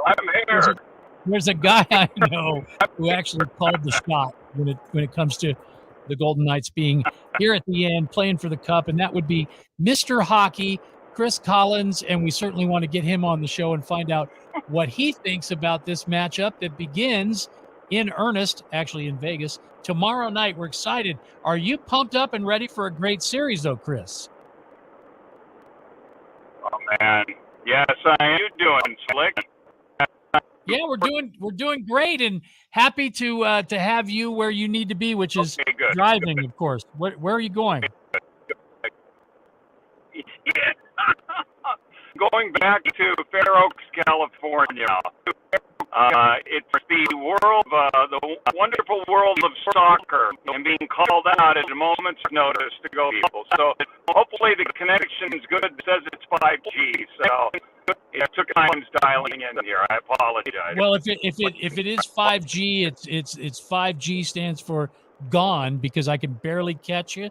You're clipping. You're going in. You're going out. You're going in. You're going out. So I don't know, Chris, if we've had this before. No. Yeah, I think it's your neighborhood. I think better it's the now? way. Well, you look fantastic. I mean, that's the thing. The Well, video is perfect, Oh, thank you. but the audio is Would rough. you like me to log in and out again, or would you like to log in? I'll tell you what. Okay. Let's I'll log in and try out it again. one more time. Yes, let's try one more time. In fact, while you do that, we'll just go ahead and set it up for everybody so that they know. The regular season, of course, ended with the Vegas Golden Knights making the playoffs. And now not 1, not 2, but 3 out of the way and ready for the finals. This is a team that, of course, got to do this very early in their history. They were good quick, and that doesn't happen too often with a expansion team. But the Golden Knights found a way. And Chris, maybe you can speak to that. Hopefully we got you this time. You sound a little bit better, maybe? Nope. Yeah, Now I I can't think hear it you at sounds all. a lot better. Oh, well, you know what? We have a delay. We have like an Iraqi delay. Like I see your lips move, and then I hear you. Yeah, it's rough. It's rough, Chris. Okay, All so we're right. going to hang up. We're going to take a break, and we're going to do what we did before, which is just get you on the old-fashioned phone line and be able to talk to you that way, okay? I don't want to not get a report from Chris tonight. It's very important. We have this game tomorrow, of course, so we need to make sure that we got the one guy we can count on to give us all the insight, and that would be Chris Collins. We will check in with him here coming up next on the Wayne Coy Show. Hi, I'm Sheldon, the owner of Solid Motor Cars. I've spent over 30 years in the retail car business. It is all about the vehicles, but more than that, it's about the people. And my team and I are proud to bring to you what we believe is the finest experience in buying a pre-owned car. With great credit, we can get super low interest rates. But if you've had some challenges, we're experts in that field, and we can get almost anybody approved. Come down to Solid Motor Cars and take a look at our vehicles. They come with a 6-month, 6,000-mile warranty. So when you get a vehicle from Solid Motor Cars, you can feel confident that that vehicle is a quality, properly reconditioned vehicle that will serve you and your family for years to come. So for all your automotive needs, whether it's a new car, truck, or SUV, or if it's repairs, service, and maintenance, Solid Wheels, solid deals, solid people. Coming down to meet the crew. My name's Sheldon. I'm the owner here. I'd love to help you any way that I can. 3024 East Fremont Street, 702-820-1444. Do you need low-priced, quality health insurance for any reason right now? Then call myhealthinsurance.com today. We specialize in helping American workers find affordable health insurance. You can save money on dental, vision, prescription drugs, too. Our message is simple. If you want affordable health insurance for you and your family, even if you have a medical condition, call right now. Is right now the best time for you to start looking for affordable health insurance? We have hundreds of plans to choose from. With one free phone call, you can learn about an affordable health insurance plan that fits your budget. Don't wait. It's a free call. Call now. 800-876-7061. 800-876-7061. 800-876-7061. That's 800-876-7061. MyHealthInsurance.com is owned and operated by IHC Specialty Benefits, a licensed insurance agency. We are not an insurance plan or provider. Not all plans are available in all areas. You may be contacted by an insurance agent. Now back to the Wayne Coy Show. Yeah, well, we hope anyway. I think we got that guy. That would be Mr. Hockey, Chris Collins, on the old-fashioned telephone now. Let's see if this works. Hi, Chris. Oh, are you there? Chris, are you there? Hello. Yes, hello. Ah, there we go. We got you. Thank goodness. Okay, well, enough of that, man. Let's just jump right into it. Golden Knights, here we are. Stanley Cup Finals. What do we need to know? You're hearing me okay? It's no more operator error? None whatsoever. You are smooth like slick. You're good. I think it's a Northern California bias on your part to take shots at us and make us look foolish here. I'm very disappointed. maybe that's what it was. Yeah. All right. So this is a brilliant matchup in the finals here. You've got two teams that adhere to a system, a really, really solid system. Both teams play so well together as a team. They can roll four lines. If anybody has an advantage, I think from a talent standpoint, Vegas has probably better third and fourth lines. They got a little bit more team speed, although I don't know when you play this kind of system. The only way you really notice it, you're going to notice, I think, okay, now I'm just throwing this out. This is my opinion. And Florida has been like the miracle child the entire playoffs. So it may not matter what we think, but you got to go with what, and what you see. But notice if you watch these games, watch how quick the Vegas defense can get the puck out. I mean, Theodore, is phenomenal with that. I mean, he's great at being able to make the first pass out of the zone. He can take those first 3 steps and get it out. That may be the difference in a heavy forechecking game. If he can beat that forechecker and get, and move peripherally away from him 1, 2, 3 steps and get the puck up, that could be the difference. I think it's going to be tight. I would be disappointed if it's not tight and close. And obviously, the key for Florida is going to be Bobrovsky, the netminder, who signed big fanfare a couple of years back, big money.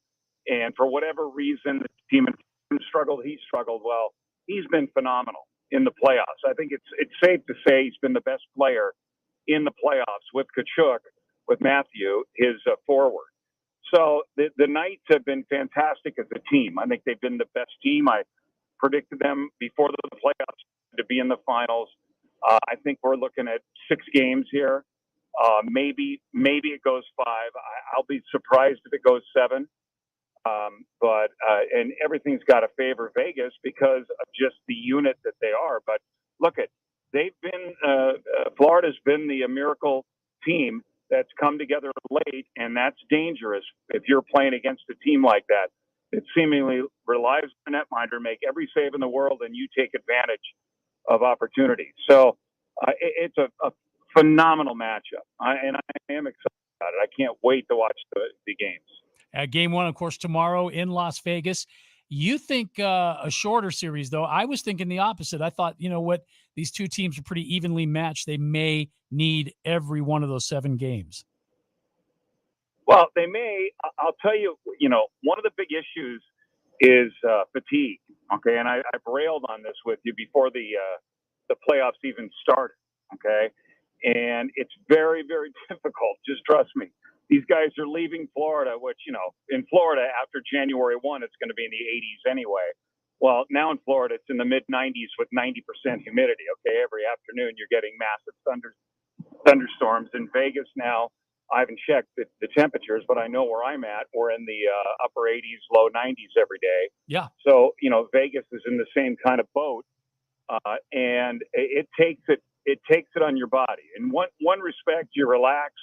You got some time off, but boy, you get tired. And when fatigue sets in, one or the other is going to strike each group. Now, this is a long distance to travel. Miami to Vegas and Vegas back to Miami. That may play a part in, it going 7 instead of 6. I mean, I've done this, for a long time. My whole life I've been around the game, obviously, at the highest levels. And it just seems to me that when you're in 2 non-traditional markets that are warm weather markets, that one of these 2 teams is going to be very affected by fatigue. So, and a lot to do with what the netminders do. Is Hill going to stand up and be that big 6'5" netminder for the Golden Knights and make those saves, make it look routine, or is Bobrovsky just going to rob like a thief in the night? They call him Robin. They call him Robin Bob for a reason. Yeah, there you go. Yeah, lots of great nicknames when your last name is Bobrovsky. So, or as they would say in Russia, Bobrovsky. So it would roll together, Bobrovsky. So the emphasis wouldn't be on Bob. I'll share some Russian with you as an announcer. It would be Bobrovsky. It would be, the emphasis would be on the Rovsky. I don't know. The way you say it, the way you say it, I want to order it for dinner. Yeah. Well, get the soup with it. So that's all I can say. I'll have the Bobrovsky with a little bit of that cabbage soup on the side. That'd be great. Yeah. Exactly right. Yeah. Oh, that's my favorite soup too. All right. Beef soup, baby. Well, let me ask you this, though. When you talk about fatigue and travel and all that, isn't it harder on the Golden Knights because they've got to travel to the Eastern time zone and, their bodies are so accustomed to being on West Coast time. And then all of a sudden they got an earlier start. So, the sleep just gets cut in half, I would think. If the East Coast, but they're opening at home. No. I'm talking about when they do go on the road.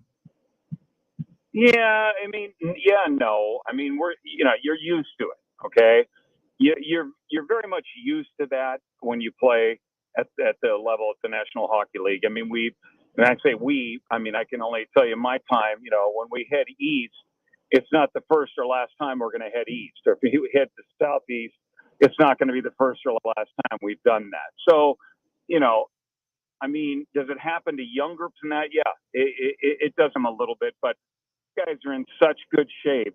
I don't think people can imagine. The only thing that I rival with hockey players would be boxers, the final 2 to 3 weeks before the fight with the running that they've done. And so you would think that, but I'm telling you, it's more about, you know, who do you have or what do you have that stands out that's been at a level of excellence all season, what the schematic is, what the level of trust is between the athletes and the coaching staff, which, listen, you know, that's an edgy proposition anyway, because one thing gone wrong either way and you've got everybody angry at you or you're angry at them or whatever. So there's a lot of variables, but I don't think this late in the season, I don't think it should matter. These kids have traveled a long time all over. And, you know, it's the element of, you've got, you know, basically 60 minutes to go out and prove that you want to be a Stanley Cup champion and have your name on the cup. So you make your mind up. Yeah. You want to go do it, go play it. If you don't, let me know. You can sit at the bench and watch. You're such a tough guy. You know what I mean, though? It's like, okay, you have a 5 p.m. Pacific time start for games 1 and 2.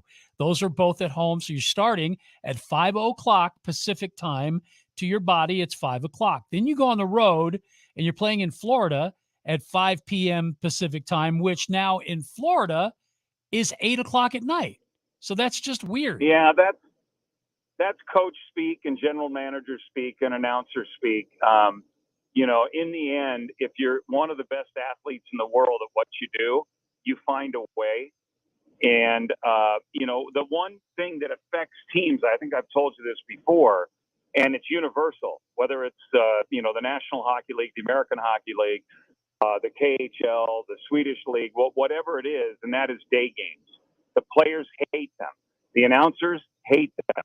Scouts, GMs, we all hate them because it ruins your routine. Day games are where, things get screwy. Okay? Yeah. It's not just the road team.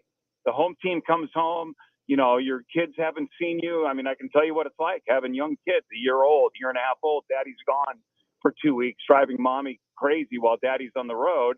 He comes home 4:30, 5 in the morning, all of a sudden screaming, jumping on the bed. You're up. I mean, this is what happens. So, and if you're on the road and you're in a hotel, you're not sleeping in until 8 o'clock, 8:30, and maybe getting a bite to eat and then hitting the ice, breaking the sweat, coming back, napping for 3 hours. So day games, in instance, what you just explained, I would be more worried about the day than I would be about time differences. Trust me. Most of these kids come from all over North America or Europe. They adjust. Okay, they're in such good shape. It doesn't matter.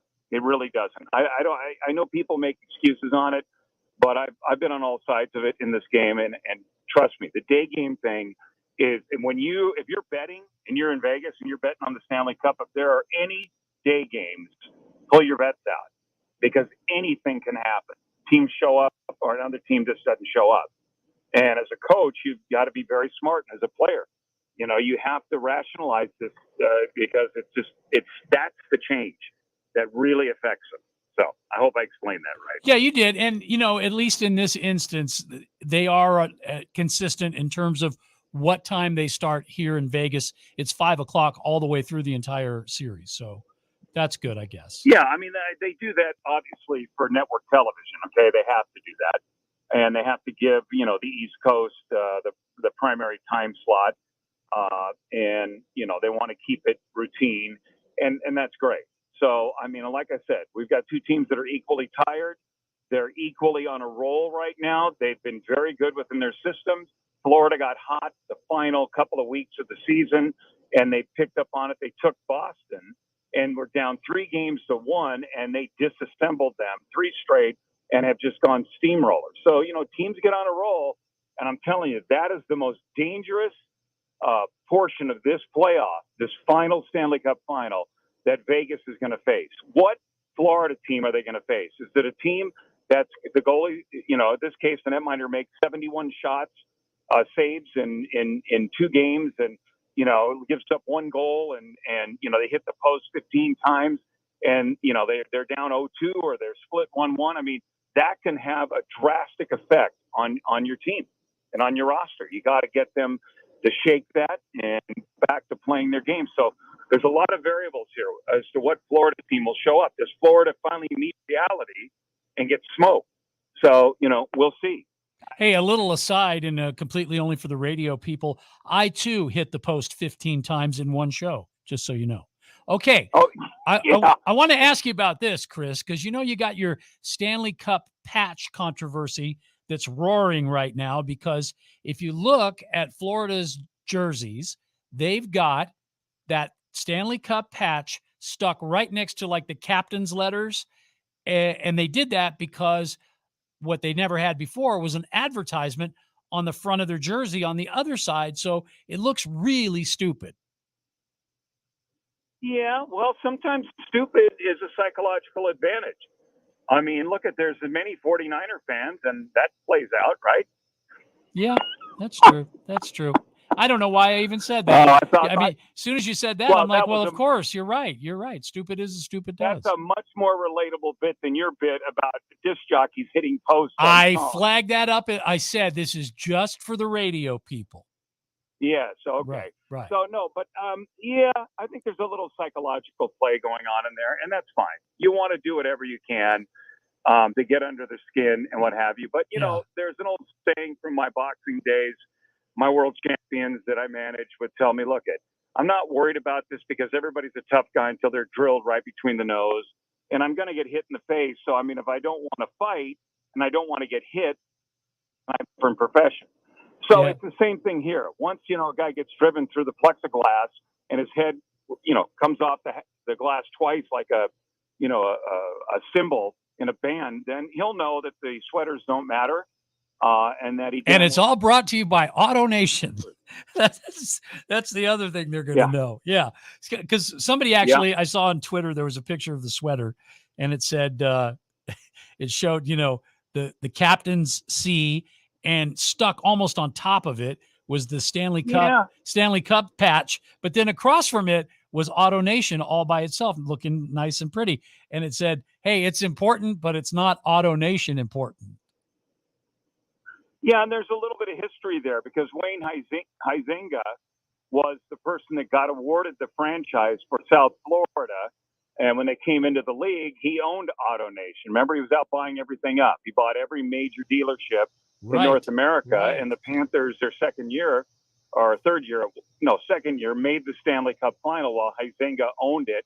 Huizenga then purchased the land and built the facility in Sunrise, Florida. So it's sort of ironic, and I would not put it past Florida to have this controversy being talked about as just another way to try to deflect the focus. I mean, and I can tell you from being on a team side of it, when these kinds of things come up in the media, they don't come up to the players. It's yawn. They move on. They don't care. I mean, they want to get this done. They want to play their best, win, and get their name on a cup. And then you know what they want to do? Go away for 90 days and not talk to anybody. Absolutely. And shut it off. Yeah. I did see, though, that it's happened before. I saw the Detroit Red Wings jerseys, and they were same thing. They had the captain's patch there right next to the Stanley Cup patch, and then the advertiser over on the other side. Yeah. It's, it's just one of those things, in hockey, the little things matter, at least they do to the media, and then they create it and, build the excitement up around it. I think the biggest thing about this, it bears repeating, is that you're talking about non-traditional greatness. The Florida Panthers, okay, non-traditional, and the Las Vegas, or in this case, the Vegas Golden Knights, VGK, it's unbelievable. It's a first in the history of the National Hockey League. And it's just fantastic because everyone's eating it up. And I mean, how proud to be a VGK fan.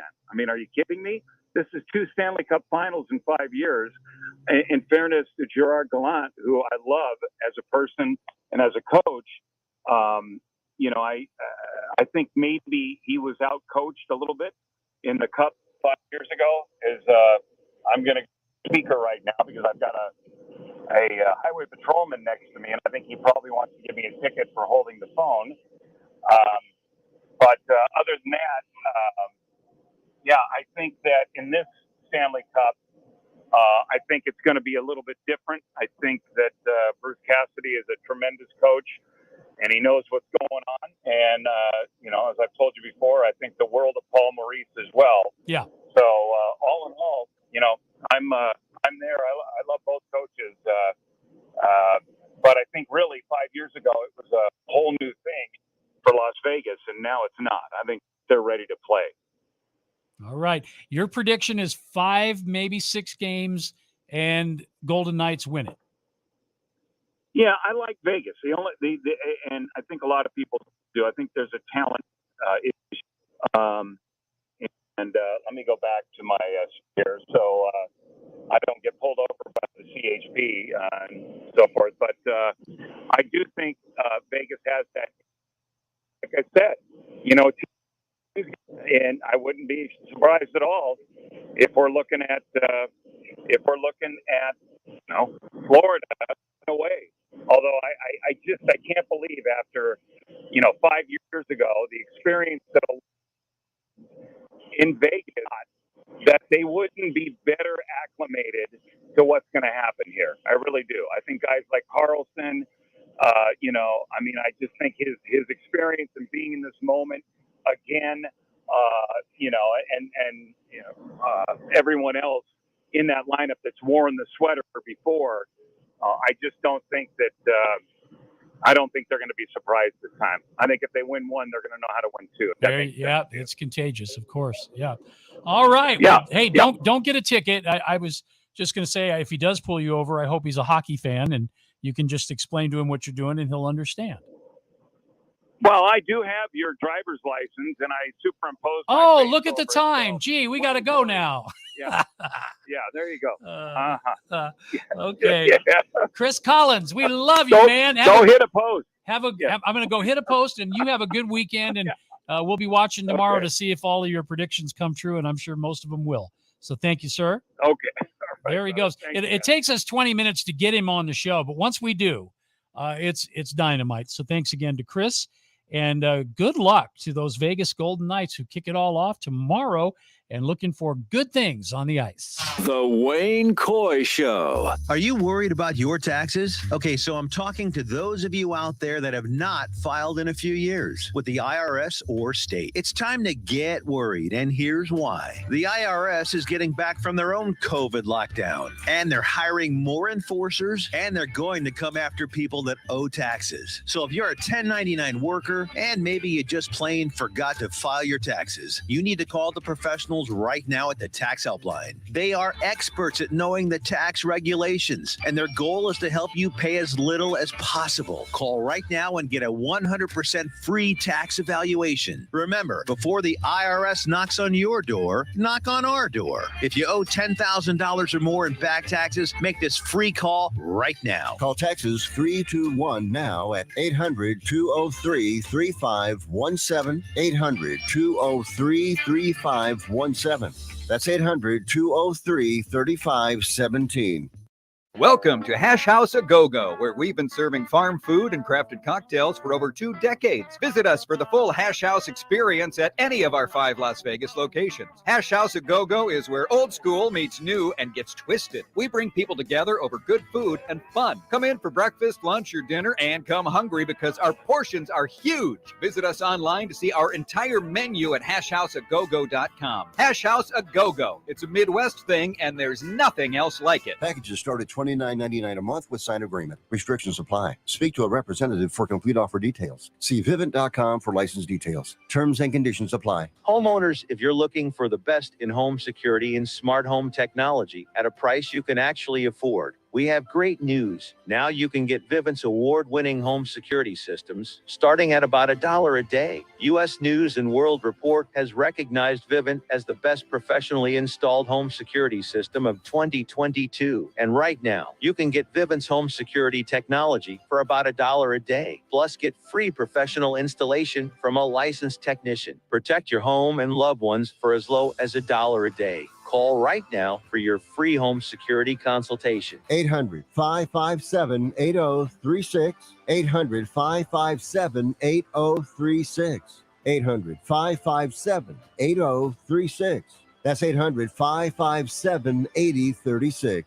Hi there, this is Kirby Schofield with Schofield Realty here in Las Vegas. Real estate is always changing, be it a buyer's market, a seller's market. At Schofield Realty, it's your market. Buying or selling, we have the team and the tools to work the market so it works for you. We are excited that we're on the Wayne Coy Show. Our results blessed us with the Zillow Flex partnership roughly about 2 years ago due to our consistent conversion and customer service scores. With conversion, that means we can close. And with our customer service scores, you know you're going to get the best service possible. We're always looking for agents, led by mentorship, resources, and experience. We are your guide. Find us, Kirby4U.com. That's KIRBY, the number 4, the letter U.com. Kirby4U.com or call 702-766-9538. Again, 702-766-9538. Now back to the Wayne Coy Show.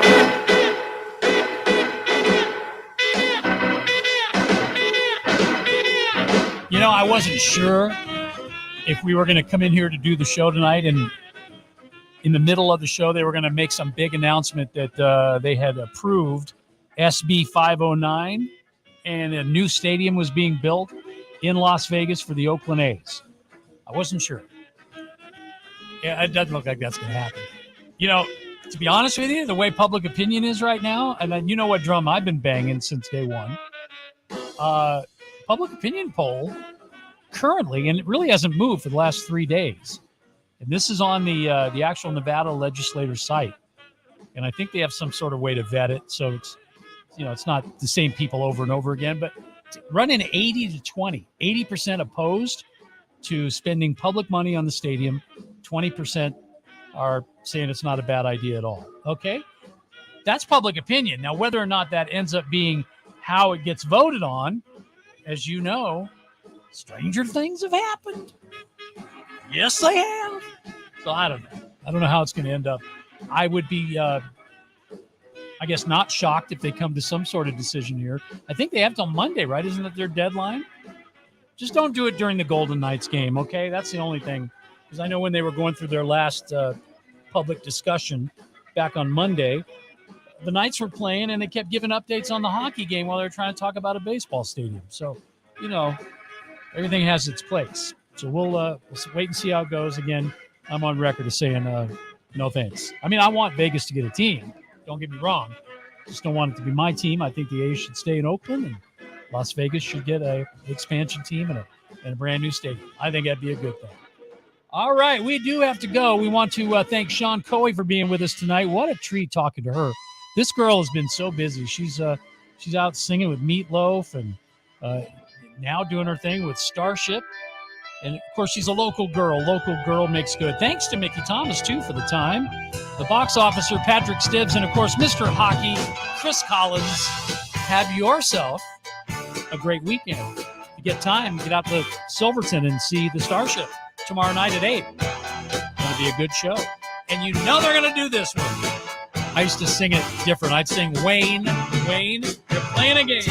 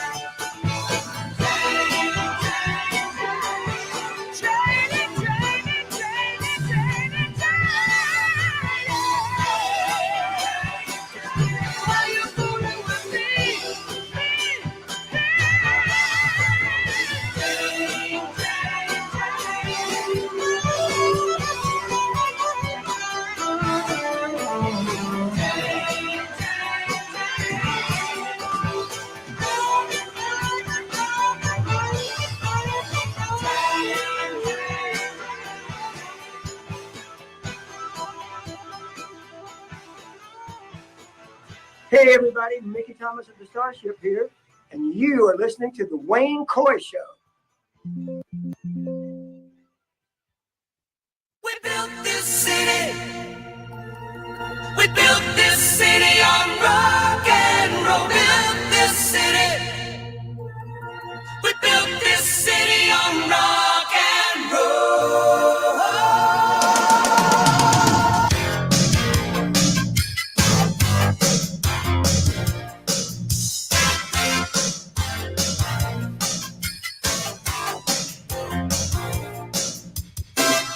Say you don't know me, I recognize my face. Say you don't care who goes to that kind of place. Knee deep in the hoopla, sinking in your fight.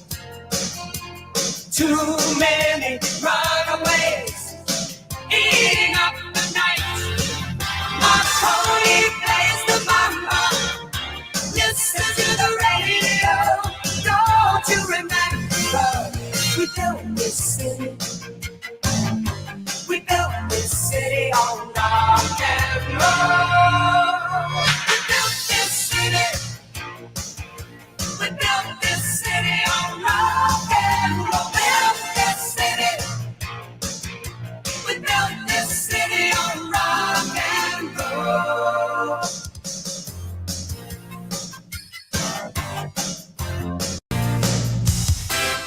Someone always playing corporation games. Who cares? They're always changing corporation names. We just want to dance here. Someone stole the stage. They call us irresponsible. Write us off the page. Marconi plays the mama. Listen to the radio. Don't you remember? We built this city. The world famous radio shopping show weekday on 1400 KSHP North Las Vegas and KSHP.com.